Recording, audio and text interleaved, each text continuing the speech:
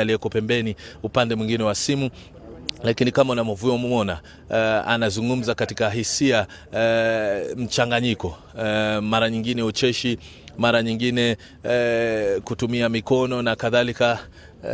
Kama watu wanavyozungumza kwa njia ya simu katika hali hii. Bila shaka ni shughuli nyingi ambazo zitakuwa zinaendelea hapa, na sisi tutakuwa tayari kukufahamisha mengi zaidi yanayoendelea. Bado niko na mwenzangu Dennis Okari.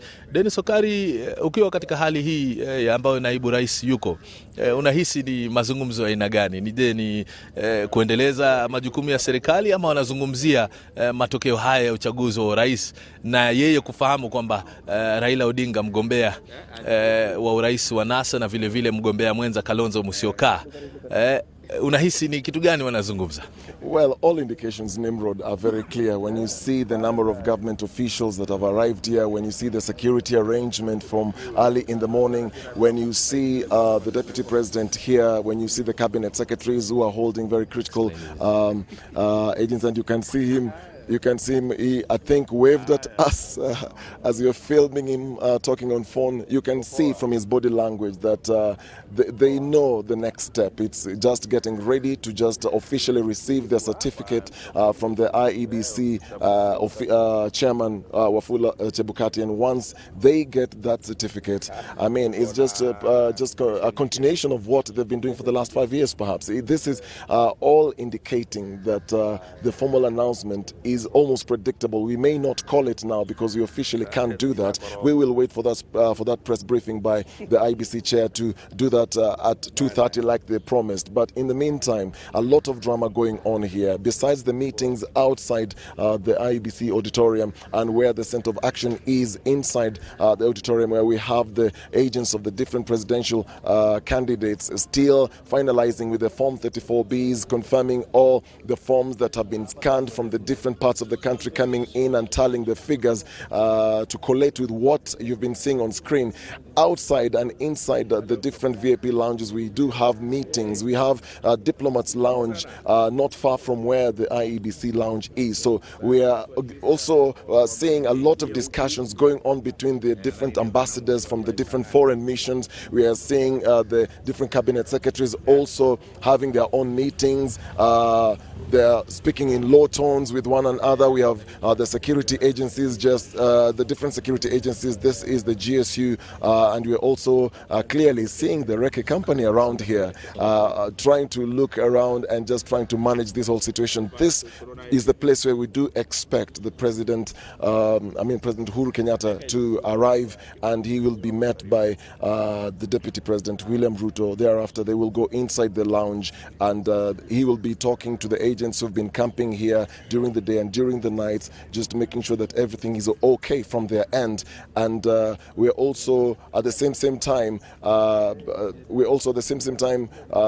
dealing with a situation where we also have the NASA principals here, Raila Odinga and Kalonzo Musyoka, also holding a meeting with the commissioners, with the religious leaders. Earlier on, we saw an attempt by the U.S. ambassador, Robert Godek, also trying to gain entry into the lounge to perhaps have a discussion with the commissioners plus the NASA principals to have an understanding of what exactly is going on. We do know that yesterday they wrote a letter to IBC. IBC confirmed that they had received the letter, and immediately they responded. And to quote the words of the IBC chair, that they actually did a very detailed letter looking at the allegations that NASA were raising, and also responding to each of those allegations. 4 main points that they had in their letter, and they had attached an annexed document which was titled Presidential Real Time. So those are some of the things we do expect that they will be addressing inside the Commissioner's Lounge, just trying to make sense of whether perhaps they can hold making the formal announcement until all the questions have been answered. That's perhaps what we're expecting them to be dealing with at this particular moment. But as they do that, all the other parts are already moving outside. The preparations for the president-elect to arrive anytime now. We were earlier told that normally in occasions like this one, a formal communication is made, giving an indication of which direction this announcement is going, and therefore they make the necessary arrangements from their end. And from morning, we saw police officers lining up along Langata Road, coming all the way to Bomas. And we don't have a lot of activities going on the roads because they've secured the roads already, and the traffic police are also manning and managing the roads from the main entrance coming into Bomas. A lot of security personnel outside just checking each vehicle that is coming in, that it's accredited. IBC CEO Chiloba mentioned earlier that they have accredited at least 2,000 people. So we are seeing a lot of people inside the Bomas of Kenya. I think they could go beyond 2,000, but a good number of those ones are state house officials that we've been seeing throughout this entire campaign period. Their campaign managers, their agents are all here just waiting for that formal announcement. So you're seeing there Deputy President Wiliam Ruto having a discussion with Fred Matiang'i, who's the Interior Cabinet Secretary, and we're also seeing a lot of other conversations going on around us, Nimrod.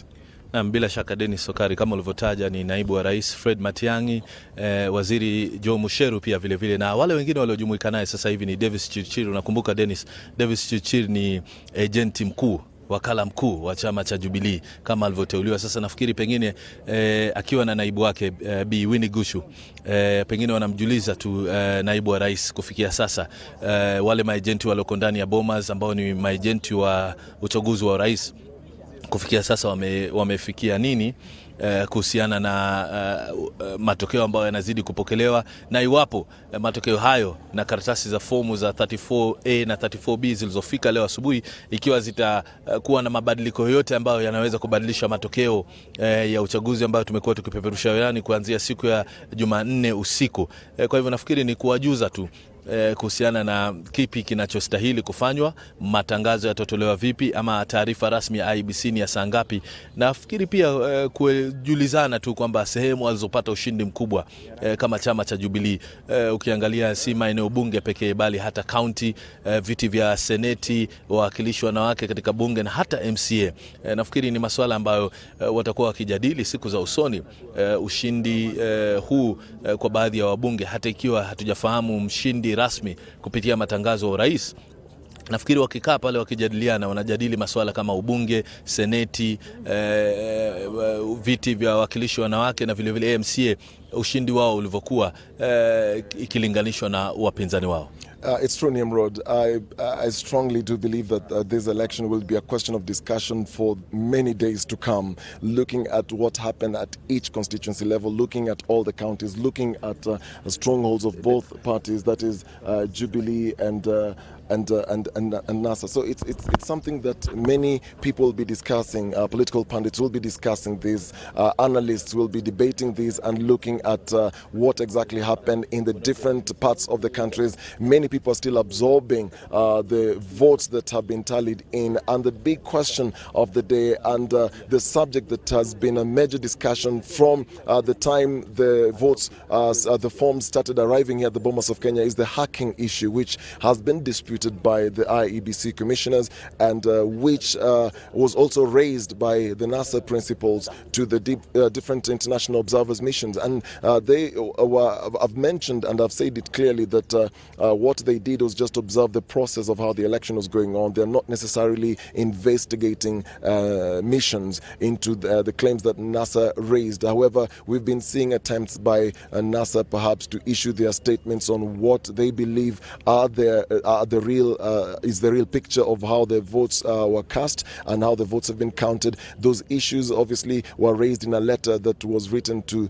IBC yesterday, delivered to IBC yesterday by NASA, and which was also which the IBC commissioners responded to. So this is the day when we all expected that they will be finalizing this, because in the last press briefing we were told that 273 Form 34 24B had already arrived. They're expecting 17 more, and they ended up mentioning the regions where these 17 more, 17 places where they cross from Nyali to Mvita to Wajir East to North Imenti, for example, to Kitui East. So they're expecting all this to come. So they call for patience as they finalize all this. But looking at this 17 with the provisional results that we've been seeing on our screens, will they make a difference? That's a subject of discussion and debate. However, every arrangement here is clearly indicating that we are going to be expecting Uhuru Kenyatta to be arriving here. We can't make that call on whether he is the one who is going to be announced as the 5th president